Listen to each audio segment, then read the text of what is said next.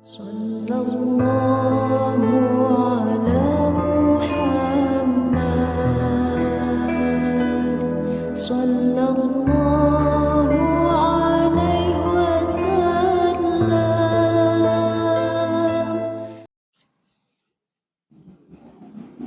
Assalamualaikum warahmatullahi wabarakatuh. Bismillahirrahmanirrahim. Alhamdulillahilladzi hadana li hadza wa ma kunna linahtadiya laula an hadanallah. Wassalatu wassalamu ala Rasulillah wa ala alihi washabbihi wa mawala. Pemirsa, sahabat YouTube yang dirahmati Allah Subhanahu wa taala. Dalam kita menjalankan sholat, kita selalu membaca di dalam Al-Fatihah, ihdinas siratal mustaqim. Ya Allah, tunjukilah kami ke jalan yang lurus. Ini doa kita. Maka di sini namanya kita perlu hidayah dari Allah Subhanahu wa taala. Pada kesempatan ini kita ungkapkan topik kajian kita menyebut hidayah Allah Subhanahu wa taala. Hidayah ini harus kita jemput, ya. Harus kita upayakan mendapat hidayah Allah SWT. Karena orang yang tidak mendapat hidayah Allah SWT, tentu saja dia tidak akan beriman. Walaupun dia beriman juga tidak mau beribadah kepada Allah SWT. Padahal iman dan amal soleh itu harus bergandengan. Walladzina amanu wa amilus solihat. Iman dan amal soleh. Jadi dalam arti kata beribadah kepada Allah Subhanahu wa taala. Jadi penting namanya kita dapat hidayah Allah SWT. Memang hidayah Allah SWT ada dua macam. Ada hidayah secara umum. Semua umat Islam sudah diberikan hidayah Allah SWT. Kita syukur alhamdulillah sudah beriman. Sudah Islam. Iman dan Islam inilah hidayah Allah SWT. Tidak diberikan kepada semua umat manusia. Hanya dipilih kita yang umat Islam ini. Tetapi juga umat Islam ini, ya, tidak semuanya mendapat hidayah Allah SWT, sehingga banyak sekali di antara umat Islam ini yang mengabaikan kewajibannya kepada Allah SWT. Banyak umat Islam tidak sholat. Walaupun dia mungkin sholat juga banyak tidak mau ke masjid. Itu kenapa? Karena tidak dapat hidayah Allah SWT. Oleh karena itu kita dituntut untuk menjemput hidayah Allah SWT supaya dapat hidayah ini. Ya, supaya dapat hidayah dari Allah SWT, kita dituntut untuk selalu, ya, menjemput hidayah Allah SWT ini dengan jalan. Pertama, kita selalu berdoa kepada Allah SWT. Allahumma nas'alukal huda wat tuqa wal ghina. Itu dibimbing Rasulullah SAW supaya kita dapat hidayah Allah SWT. Karena sekali lagi, banyak sekali di antara umat Islam ini tidak mau misalnya sholat berjamaah di masjid. Kenapa tidak berjamaah di masjid? Karena belum dapat hidayah Allah SWT. Ya, kita contohkan lagi. Paman Nabi Muhammad SAW, walaupun dia meyakini Muhammad itu sebagai Rasul Allah SWT, dia meyakini Allah dan sebagainya, tapi dia tidak dapat hidayah, dia tidak masuk Islam. Ini contoh. Allah menegurnya, ya Muhammad, kau tidak dapat memberikan semacam hidayah kepada seorang, hanya Allah yang memberikan hidayahnya kepada kita. Maka selalu berdoa supaya dapat hidayah Allah SWT. Dan kalau kita dapat hidayah Allah SWT, kita nanti insya Allah akan rajin beribadah. Rajin beribadah secara sempurna. Seperti sholat, ini sudah sering kita ingatkan. Sempurnanya ibadah sholat itu dengan berjemaah di masjid. Tidak berjemaah di masjid itu tidak sempurna.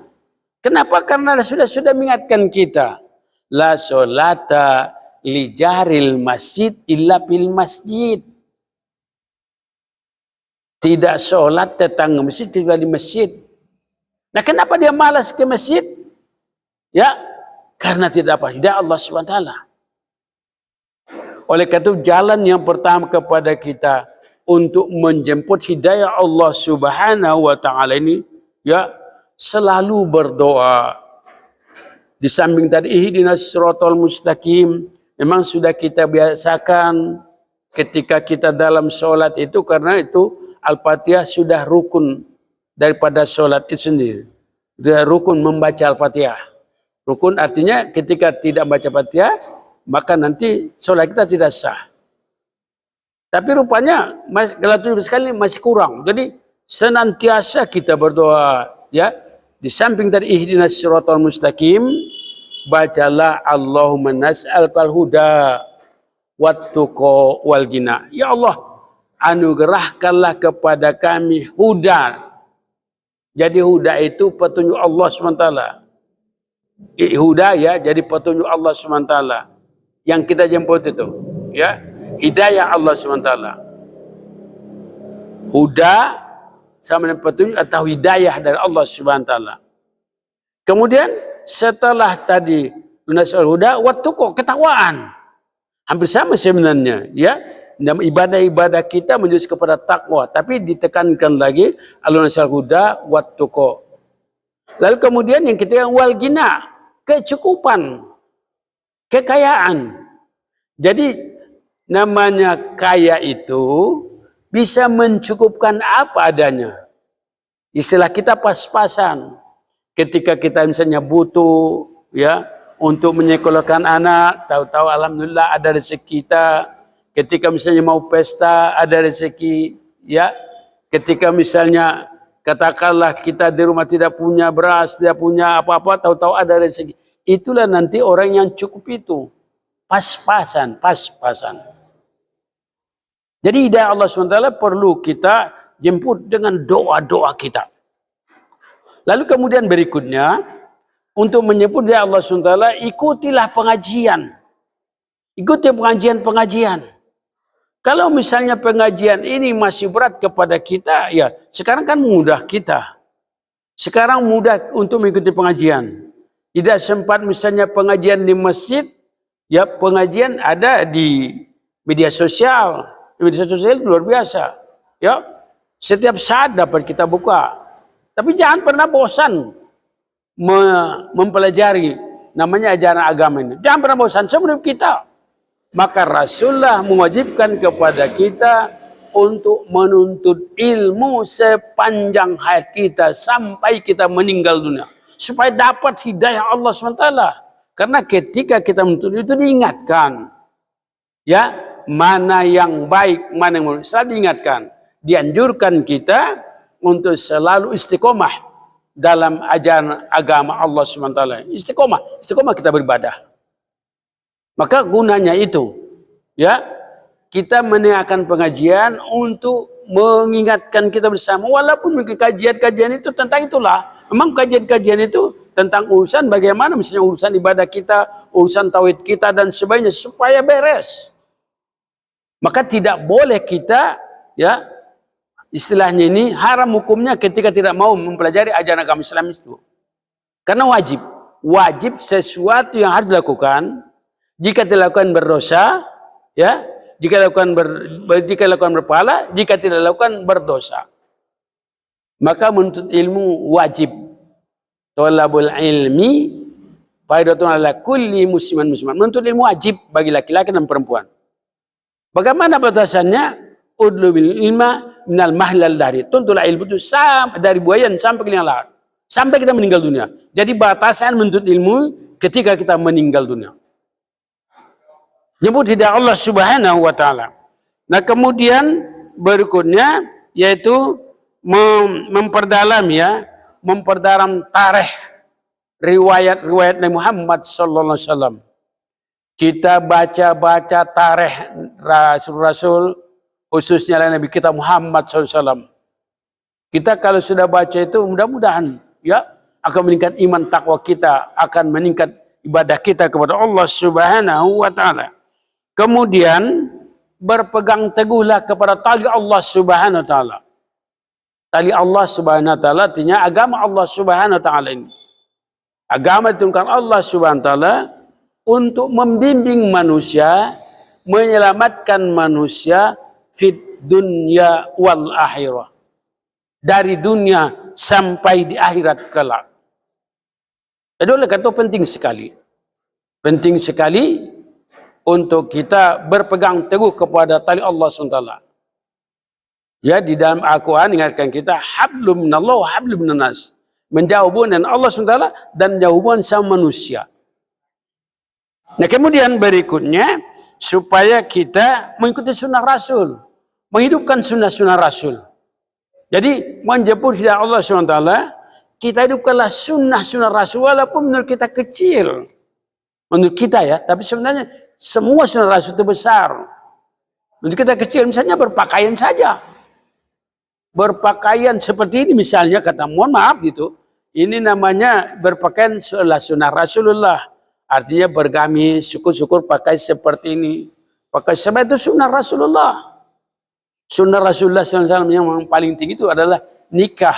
Beliau sampai mengingatkan kita, an-nikah sunnati paman roiban sunnati pada saya ini nikah adalah sunnahku. Siapa enggan untuk melaksanakan pernikahan berarti bukanlah termasuk golonganku. Hidupkan sunnah Rasulullah SAW. Tadi seperti nikah. Nikah itu sunnah Rasul. Kalau tidak mengikuti sunnah Rasul, berarti bukan golongan kata Rasulullah. Masih ada memang, masih banyak, katakanlah, orang yang katakanlah bujang atau gadis, macam-macam karena sekedar misalnya trauma dan sebagainya. Itu tidak boleh tentunya itu. Ikuti sunnah Rasulullah SAW. Ya, maka nikah itu merupakan ibadah. Ibadah yang sangat menyenangkan, nikah. Nah kemudian berikutnya ya, kita selalu berbuat kebaikan.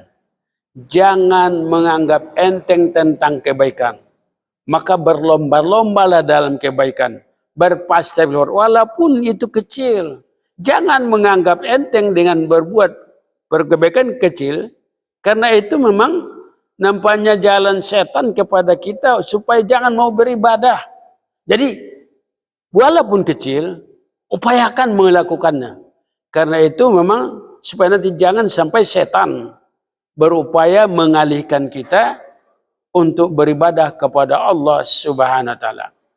Jadi kesimpulan kita bersama, mari kita upayakan untuk selalu menjemput hidayah Allah SWT sehingga kita rajin beribadah.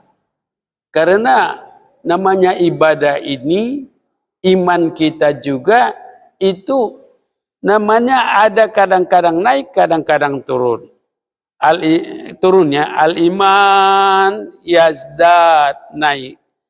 Al-iman yangkus. Iman itu kadang-kadang naik, kadang-kadang itu turun. Tapi yang penting jangan sampai rusak iman kita. Nah ini yang penting, mari selalu kita jemput hidayah Allah Subhanahu wa taala. Jangan lupa berdoa, Allahumma nas'alukal huda wat tuqa wal ghina, sehingga kita rajin beribadah. Harapan kita nanti ketika akhir hayat kita itu mengucapkan la ilaha illallah dari mulut kita. Siapa yang mengucapkan la ilaha illallah di akhir hayatnya, dapat dipastikan orang itu akan masuk ke dalam surga yang dijanjikan Allah Subhanahu wa taala. Demikian, semoga ada hikmah dan manfaatnya kepada kita bersama dalam upaya kita memperbaiki Islam kita, iman kita yang sekarang sudah kita miliki. Terima kasih. Mohon maaf di atas kekurangan. Nasru minallahi wa fathun qariba. Wassalamualaikum warahmatullahi wabarakatuh.